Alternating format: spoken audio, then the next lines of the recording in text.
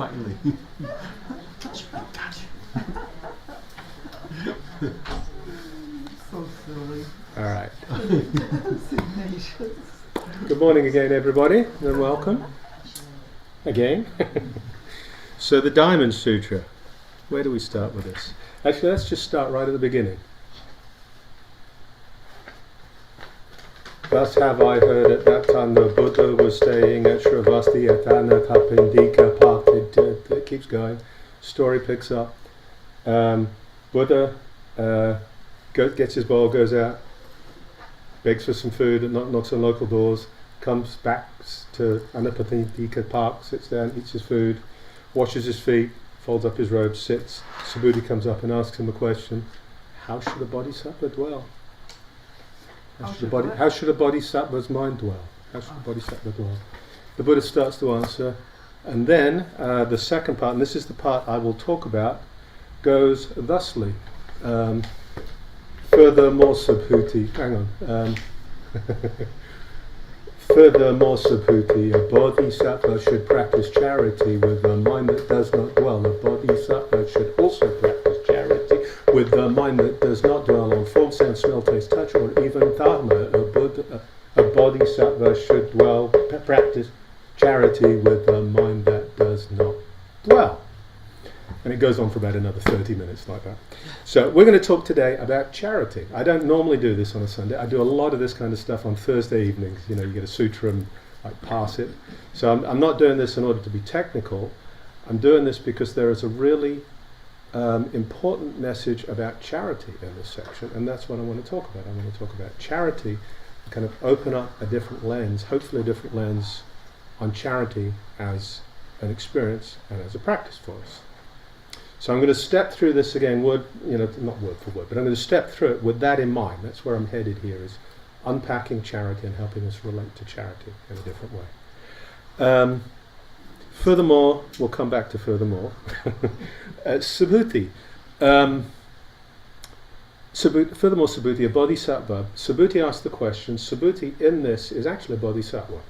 I think he's a bodhisattva. People, a lot of the time in the Mahaprajna Paramita Sutras and Prajna Paramita Canon, the people from the old Indian tradition are treated as kind of dolts and they ask idiotic questions. I think there's a profound misunderstanding here. The Prajna Paramita Sutras are the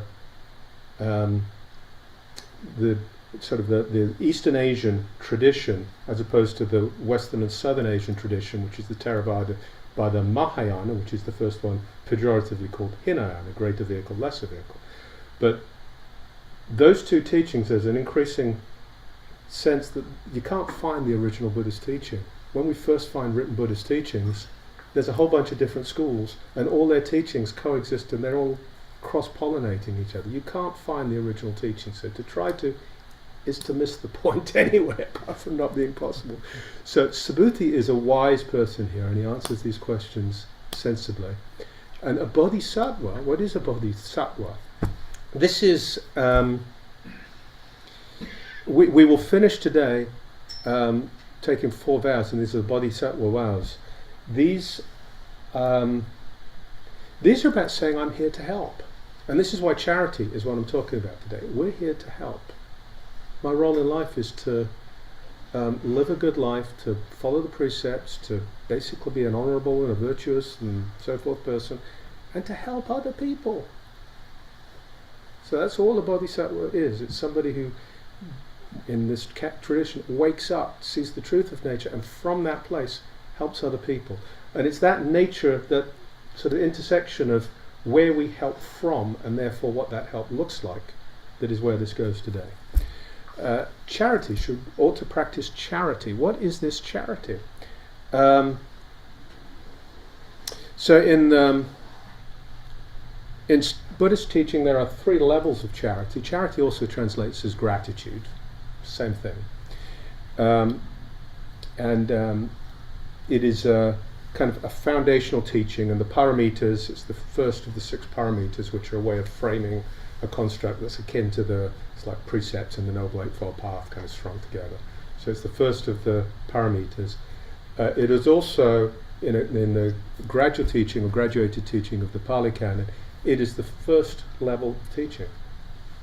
Generosity. So it's giving, and there are 3 levels of generosity. There's giving of material stuff. So you see somebody who needs food, somebody who's hungry, you help them with food. You see somebody who needs shelter, you help them find shelter, help them with clothes. So that's something we do. Then the next 2 are the 2 that this is much more about. They are the generosity of the Dharma, the gift of the Dharma, the gift of the teaching. And that's what we're here doing today. That's what this conversation is about. We give it, and sitting together, practicing together. This is sharing the gift of the Dharma. Sharing the gift of a teaching that will help us let go of stuff, help us ultimately wake up, help us function more freely and kindly and compassionately in the world. That's the gift of the Dharma. And the third one, which is the gift the Bodhisattva gives, is the gift of fearlessness. Ultimately, there is nothing to be afraid of. I think this is Chögyam Trungpa, but some wise person many years ago talked about this as it's like jumping out of a plane without a parachute. It's terrifying until you realize there's no ground. You're just in free fall. It's utterly liberating.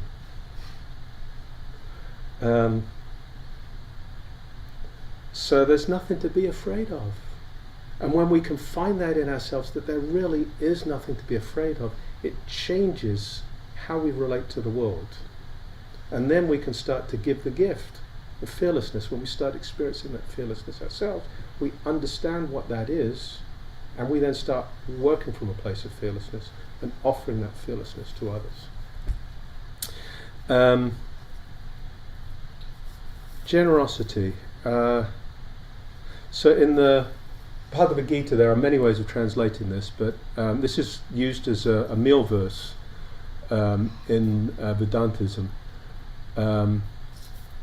Brahman is the ritual, Brahman is the offering, Brahman is the one who offers into the fire, that is Brahman.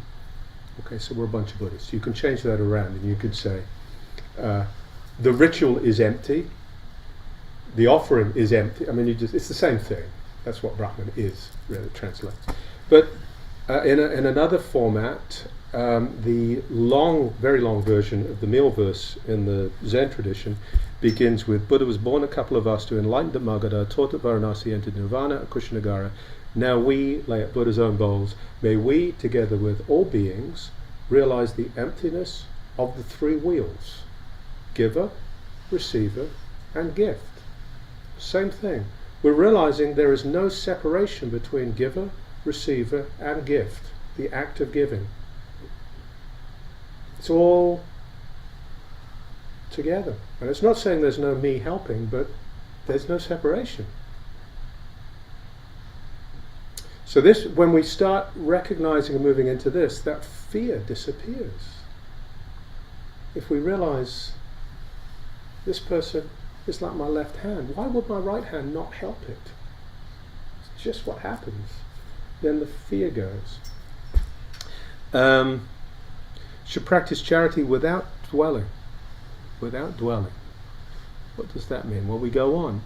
That is to say, a bodhisattva should practice charity with a mind that does not dwell on form, sound, smell, taste, touch, or even dharma. Form. All of this stuff, right? All of this. That's form. Form we can see, form we can't see, big form, universe, galaxies, stars, little form, ants, atoms. It's all form. So without a mind that does not dwell on form, it's like this thing here is splitting. As a practical matter, I need to figure out where to get another one and replace it, because before long the top will fall off and then you'll be hitting wood on wood and it won't sound very good. But it's just something that needs to be done. It's not like I'm going to go home and lose sleep over this. So there's a way of not getting stuck on stuff. The Diamond Sutra, a lot of people, it's about emptiness. If you said the Diamond Sutra is about anything, you've also kind of missed the point. Because to say it's about something is to land it on a thing, and it's not about landing on things. It's about letting go of stuff. The core teaching of all of this is just non-attachment, non-clinging, really. But it's really digging into non-clinging a little more. Form, sound, smell, taste, touch. Let's do touch. Touch, anybody who's been sitting for quite a while will find that in their sitting, they will hit these spells where everything is just really smooth, really comfortable, really pleasant, kind of blissful. If it's not happened, don't worry about it. It will happen at some point if you keep going. And it's not what it's about anyway, which is the point I'm about to make. It's really easy to say, this is so cool. I don't want to get up. I'm never getting up from this. You just missed the point. You got stuck. Because that's a fabricated experience.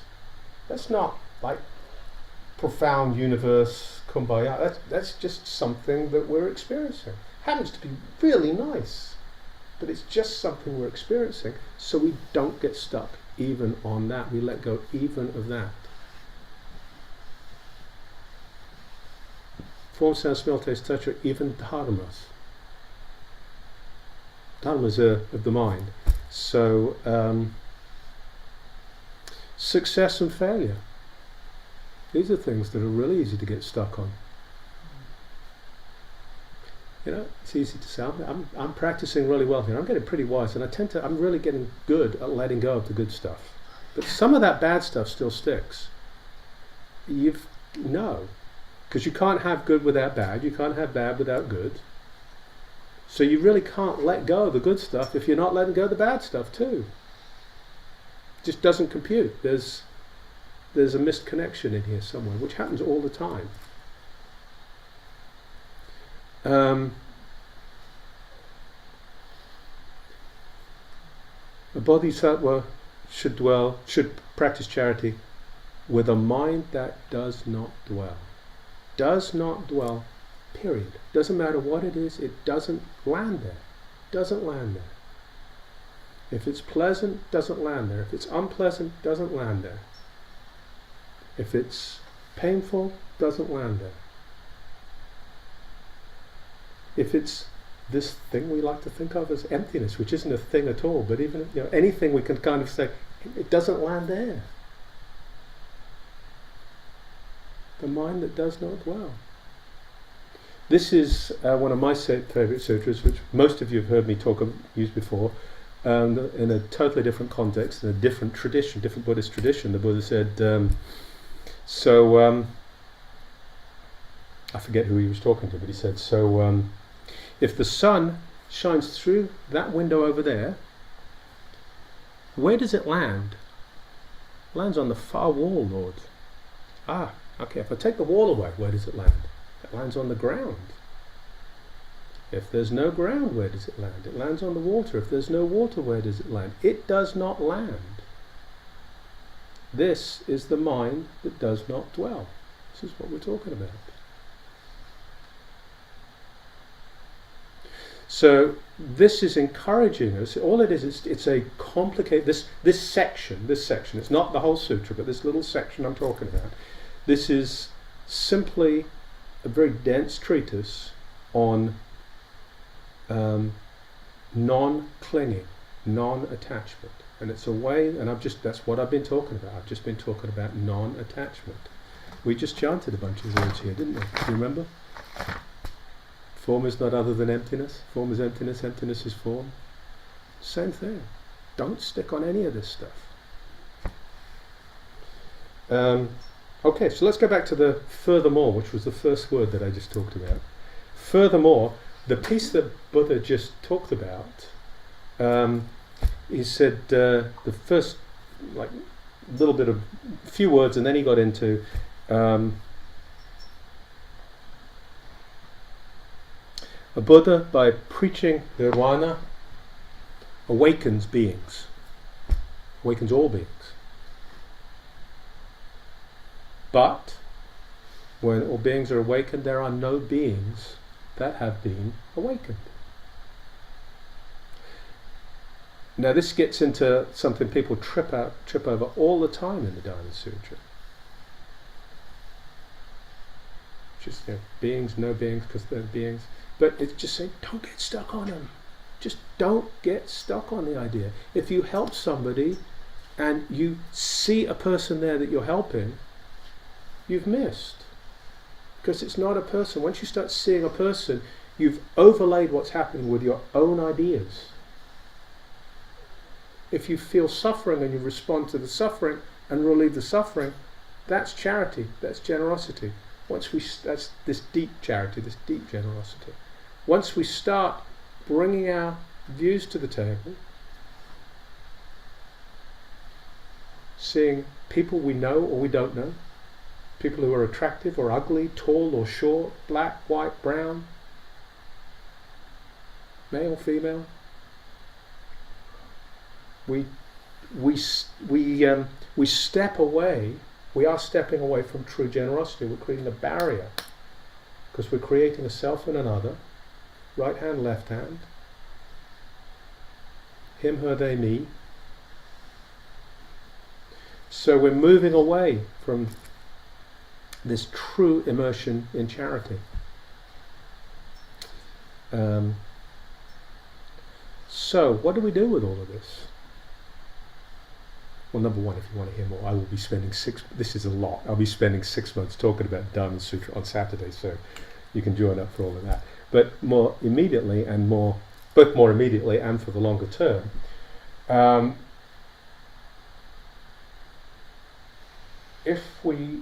there's one of the pejoratives flung at the Theravadan school when it's labelled Hinayana is, they're just arhats, they're after their own waking up, they don't care about anybody else. If you actually read any of the material or you talk to people in that tradition, that is no more true in that tradition than any other Buddhist tradition. Of course you'll find people who behave that way, but the vast majority of people, they're in it for the same reason, and if they sat here they'd be happy chanting the Bodhisattva vow, because that's how they live. So as we move into the practice, we start to realize what the practice is really about is helping other people. Here's another one. I just encountered this the other day. I had a recent family experience with addiction, and so I spent a lot of time over the last, couple of weeks ago now, but I spent a lot of time talking to people in the addiction support community, organizations that help and people in the program, and it was just incredible. I teared up and choked up over the course of a week more than I have probably any other time in my life. Because these were all people whose lives had been profoundly touched by addiction. Either their own life because they'd been an active addict and found a way to move into sobriety and stay in sobriety, or because a family member had been impacted by addiction and it had deeply affected their life. And they'd found a way through that with Al-Anon or something else to find healing for themselves and a way to live. And what they did to respond to that was move into service with just such incredibly open hearts. It's one of the most beautiful things I've experienced. And it was just person after person after person. So that's what this practice does. It opens us up, and it opens us up into moving into just more and more naturally helping other people. And this segment of the Diamond Sutra is about seeing that a little more clearly, and about having a little more clarity when these barriers start to come up and we start labeling, we start separating, and being more intentional of working to bring those barriers down, to put us into a place where we really can just connect with suffering, not even with people, just connect with suffering and work to relieve suffering, which is what charity and generosity are really about. And ultimately, remove the suffering of the experience of fear. So that's what I have for you today, folks. Time for discussion, questions, comments, thoughts, anybody? Anand? Yeah, this thank you, Gareth, for this wonderful topic. it's definitely it brought many things to me. The non-duality, and I see, as you're saying, the fearlessness. Um, I see like we are in a circle. We need to come out of that circle. Mm-hmm. When I think of all these great people, like Martin Luther King or Gandhi or even Jesus Christ, I think they came out of that circle where they connected to that non-duality, Yes. where there is no more fear. That's Right. exactly what I was thinking when you were talking about it. Exactly right. Thank you.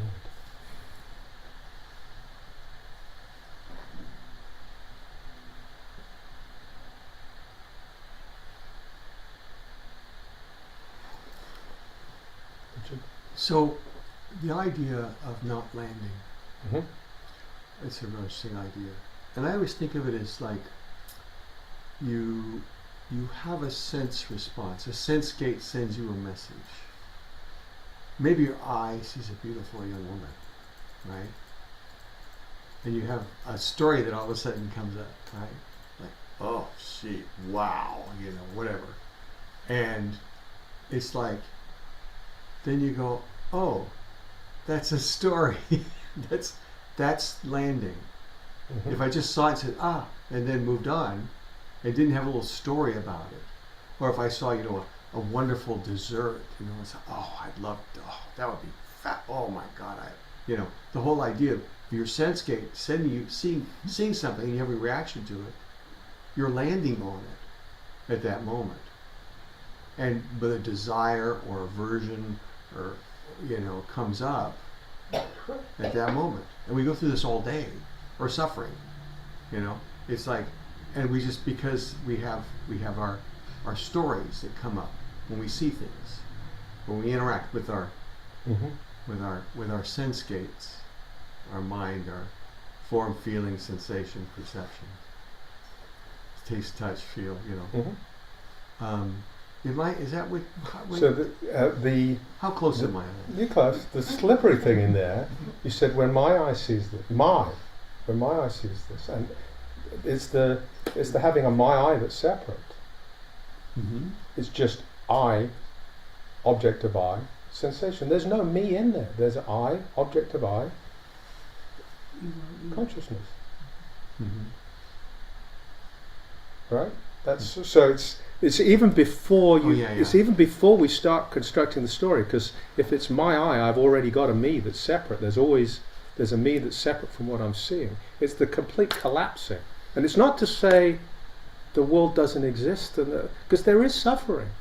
It's entirely how we relate to this.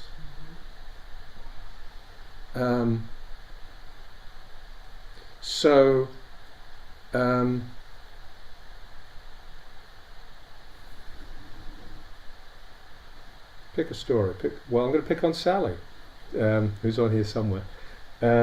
She was on Thursday. She was with us on Thursday, and she had Oggy, Oggy, who's her grandson, and she had Oggy just on her, lying, sort of leaning back with Oggy on her chest.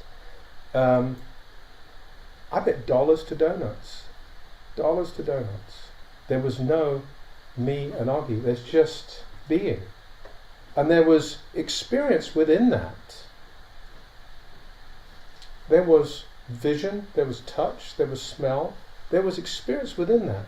But there wasn't a discrete I and something else. There was just this experience. So this is the place it moves us to. There's just this. There's not even a place for stories in there. If we've got a place for stories, we've already slipped into this. So, one of my, it's at the risk of being hackneyed, it's an easy one to pick up on because it happens tragically so often in this society. When I'm driving around and see somebody with their very sad cardboard thing saying hungry, homeless, whatever, if I see somebody who's hungry, see somebody who's homeless, I've set up that division. If I just see suffering, and I just move into that suffering and respond with some money out of my wallet or one of those Macs I've got in the, if I just respond to that, respond to the suffering, then we're moving much more into true charity. Am I making sense, folks?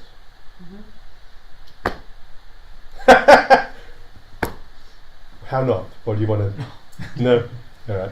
Well, Natalie and then Carl. some of the examples, some of the stories, as far as I heard them, seem not to be related to charity. So can you give us a definition of where you put charity? I'm What conflating charity and generosity. For example, like seeing a beautiful woman has nothing to do with charity. Like No. how is?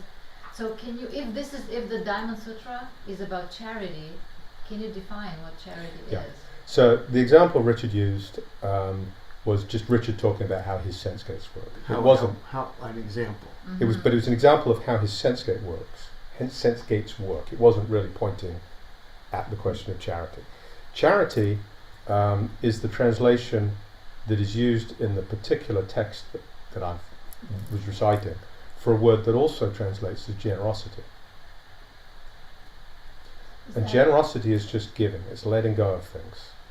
Generosity is it's really a continuum. Generosity means giving something, letting go of something for the benefit of others, something that at face value matters to this sack of skin and bones.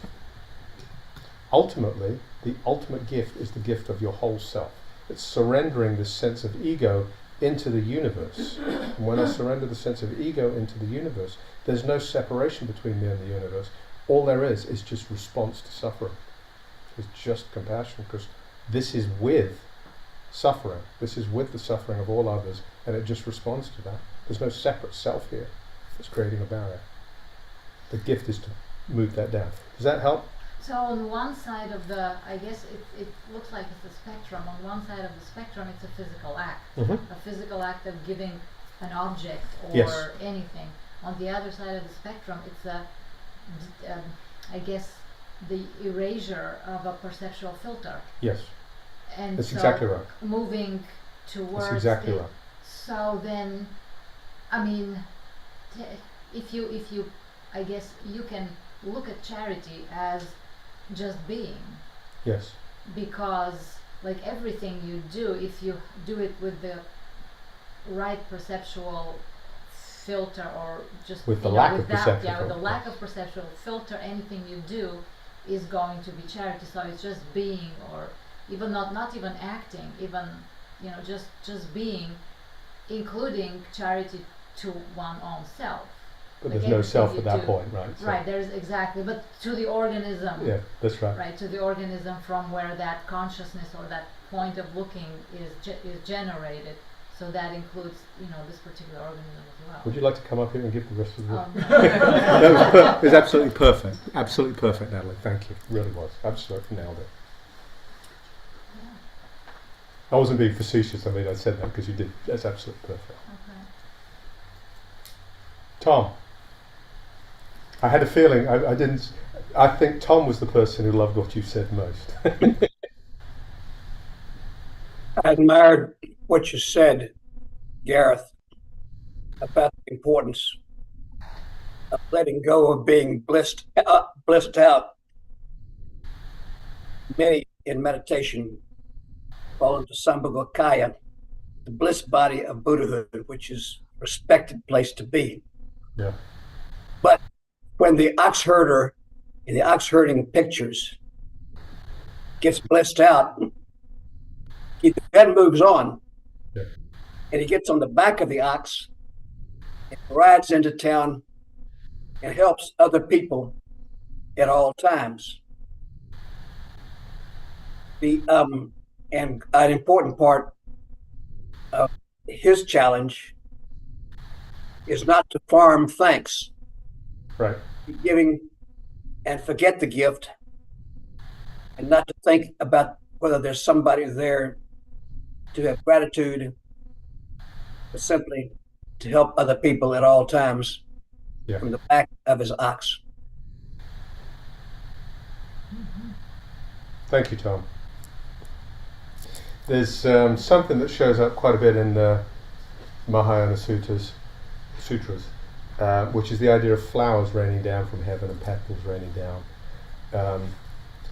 When you read that, people who are giving, people who are generous, who are giving, but not from a place of this complete loss or complete surrender of self that Adil described so well, the petals stick.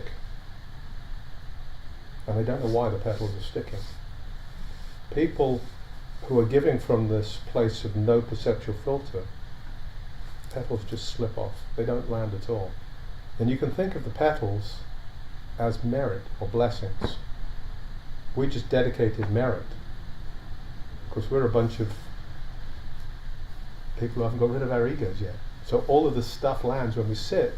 There is merit floating around, and this is an intentional act of letting go of the merit. But from this very mature place of the last, the end of the ox herding pictures, riding back into the marketplace, the petals just don't stick. They just don't land. We're just doing good. Just being. Charlie. Well, just for people that don't know what he's talking about when he says Thank you. The ox herd pictures, there's a series of pictures that show steps that you go through. And it's a metaphor. And so if you want to look it up under ox herd pictures. Buddhism. Yeah, ox herd, H-E-R-D. Oh yes, Carl, I skipped you, sorry. That's all right. So, I want to kind of just express some of my own anxiety. Mm-hmm. I make my living as a storyteller. Uh-huh. And this whole conversation seems to be making stories wrong. Making stories wrong. Yeah, so Yeah. I really want to drill a little bit more into that. What is the role Of story? What is the role of perceptual filter? How do we, because human beings tell stories, that's what we do. So if you could kind of... Well, the Diamond Sutra is a story, and I told it as a story. Right. I didn't make the point, but I intentionally told it as a story from the beginning, right, where he goes into the market and goes into the town and bakes his food and comes back and engages in this conversation. Many of our most useful learning constructs are stories, because story takes it to a place, myth in particular will take something to a place where it's touching something deep inside us that words can't get to. Jung's collective unconscious, whatever you want to call it, right? But yes. So stories are really, really, really, really important. What this is pointing at, though, is being very aware of story, being aware of the utility of story, but equally being, and very importantly, being aware of the challenges that story create. And when we start to assemble these stories ourselves, we create a self out of the story. And that is the root of all of our suffering, and all of the suffering we cause others. So we're going to, and we become more skillful with this as we move further down the path. We become more subtle in our understanding, more subtle in our use, and more skillful in our use. Stories are incredibly useful, but they can be very dangerous. What I have struggled with for many years, with my own craft, and people who don't know me, I'm a professional writer. Of what? A professional writer. Of what? Of what? Actually, Christian mysticism. Like a novel thing? No, Novels? books, nonfiction. Nonfiction, theology. okay. Yeah. I'm an amateur theologian. I was watching. You're not an amateur theologian, you're a professional theologian, Yeah, Carl. but I do it for love. I don't have a degree. That was my point. But the paradox there is that language is inherently dualistic. Yeah, So we use the container of language to point beyond itself. that's right. And so the well-crafted story deconstructs itself. Yeah. As part of the story. That's exactly right. The well-crafted story. Oh, that- right. that- That's what I was trying to put together in my head. Like it Yeah. hits the heart or it's home with people, but it's not. It's like it has a self-destruct button. Yeah. Yeah. That's a good That's way right. to put it. When you look back at the story, it's dissolved. Yeah. So, You follow the story to the end and then you look back and it's gone. Thank you. Did you have something, Belinda? Yeah. And then Marcus. So I think that charity is a lifestyle, and I'm a mom, and there are stages in which you can introduce that lifestyle to children and as to grow. It's cumulative knowledge, and so now my boys are to the age where I initiate what I call go can. So wherever you go, wherever you can, however you can, help. So when we get on the road and we travel, I'll say go cans and play. Right. All right. Or if we're walking downtown, go cans and play. Yeah. And for them to take it on as a lifestyle right now in their development, I don't have the skills to teach that, but I can teach it in where I put it in play with the hopes that it will become engrossing. There are stories I could tell about how that bumps into Buddhist practice across continents, but there are cultures where it is really important from infancy that kids are raised to practice generosity within and without the community. Right. And then as they mature, they move into practicing the equivalent of the precepts. So by the time they're at that transition point between childhood and adulthood, they're ready to move into, through whatever rite of passage, into whatever the community spiritual practice is. So yeah, and the way of the Bodhisattva, can't think of the Tibetan for the Bodhisattva Karyavakatara, something like that. The way of the Bodhisattva is by Shantideva. It's a book that is central to a lot of Tibetan teaching. Thank you, Charyavatara. Central to a lot of of Tibetan Buddhist teaching. It's one of the Dalai Lama's favourites, and it is a chronicle of simply practicing charity. It all starts with charity, and it steps through the paramitas, which begin with charity, move all the way through, or generosity, move all the way through to meditation, and then wisdom. It is the practice. It's where it all starts. Thank you. But the but is, it's not something that culturally we do very well in this country. We don't start teaching children generosity in the same way in this culture. So we've got a lot of catch up to do as adults, and this is actually happened when people raised in America go try and practice Buddhism in Asian countries. It's like, hang on, there's a gap here we need to work on before we do anything. Marcus. Yeah, thank you, Gareth. That's a very, very cool discussion here this morning.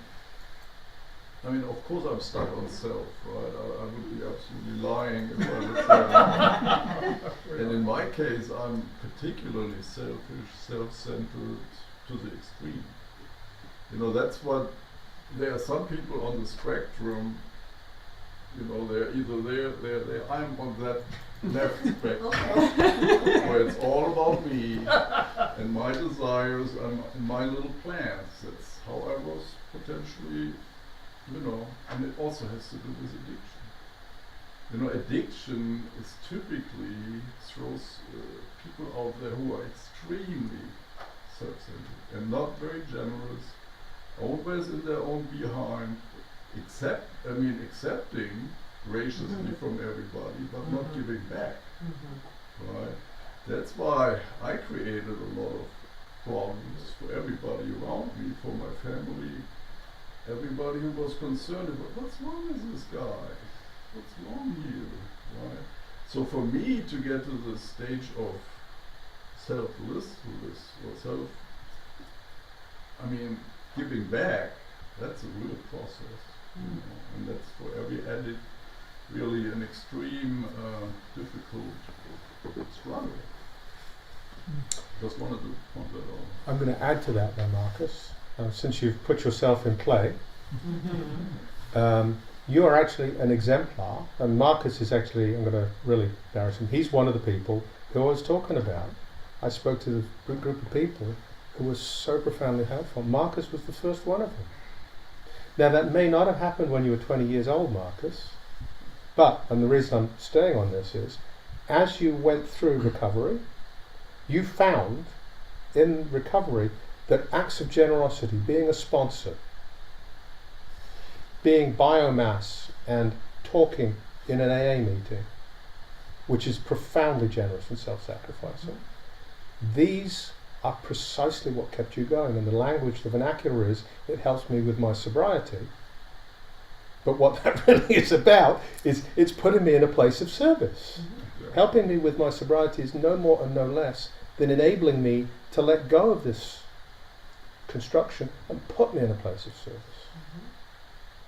And that's why all the 12-step programs that you will encounter, they end on service. Step 12 is always service. Of course, then you go back to step 1, where you realize how powerless you are in this whole deal. But service is where it leads to.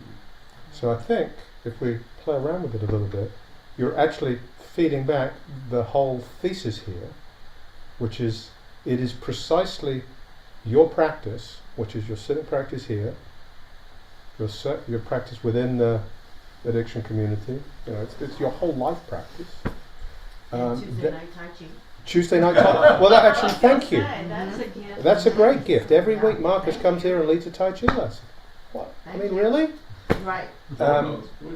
So, all of this is moving you to this place of letting go of the self and just being there in service, which is actually what this is all about. Does it feel like that? Not in the beginning. We have a question here. Yeah, ready? No. Did you have anything on it? No? Rosemary, I'll come to you in just a sec. Amit, go. All I was trying to say was that, everything in our minds is a story. Yeah. All of our ideas, all of the concepts. So what this practice teaches us is to realize that everything is a story. Yeah. And look past those things and look clearly. That is what we are trying to do. Trying to see clearly. That's exactly right. Thank you. Rosemary. You're on mute, Rosemary. Okay. Now I'm not mute. No? Am I? You're good. Okay. Speaking of, I don't know, something like, well, relating to maybe the service, and then you were talking about the experience with addiction, and I have a question that's going to be much less epistemological, phenomenological, Buddhist. What about kindness to the self? I think many people, and you find this, sure, among addicts, they hate themselves. They feel so much unworthiness. Probably a lot of people have no problem like being totally, I don't know, totally, but loving towards Putin even. Like I'm worried about his suffering, but what about kindness to the self? I know that's like the stuff of self-help books, but you can't be generous if you're paralyzed with self-contempt. I'll give you a quick answer, and then I'll let Marcus answer. And then we have 7 years to go. I'll say a few words, then I'll see if Marcus has something to add to it from the addiction perspective, and then we'll wrap up because we're at time. So thank you, Rosemary. When we talk about metta practice, which is the practice of kindness to others, it is really easy for people to fall into the trap of being kind to other people and not being kind to ourselves.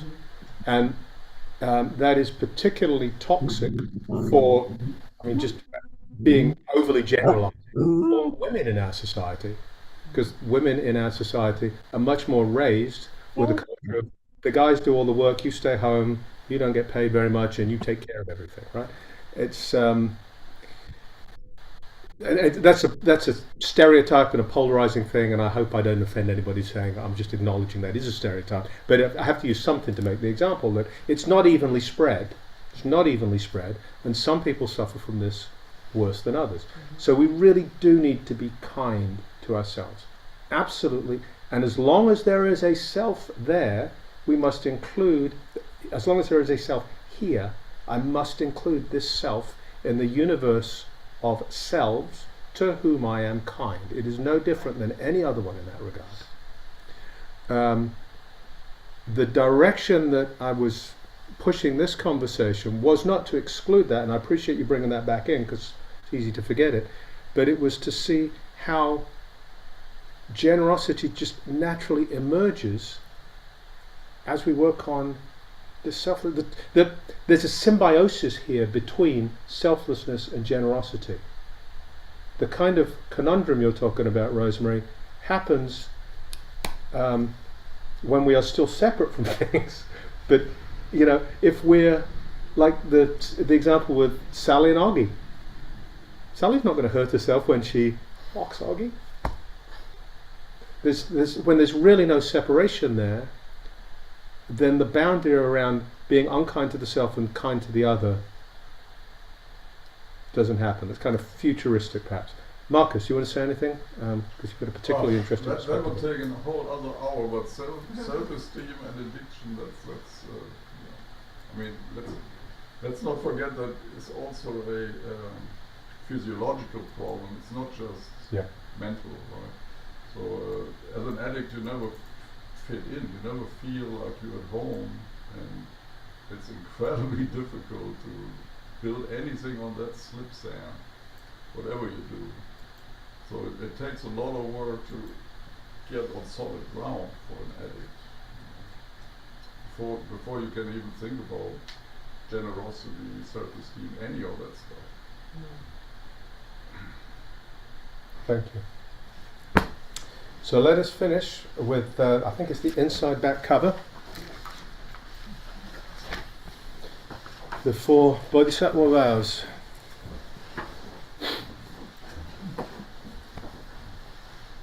And it's the same card you got in the chat window.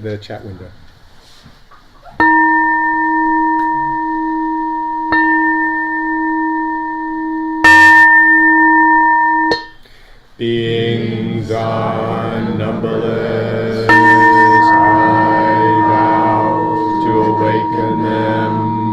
Delusions are inexhaustible, I vow to end them. Dharma gates are boundless, I vow to enter them.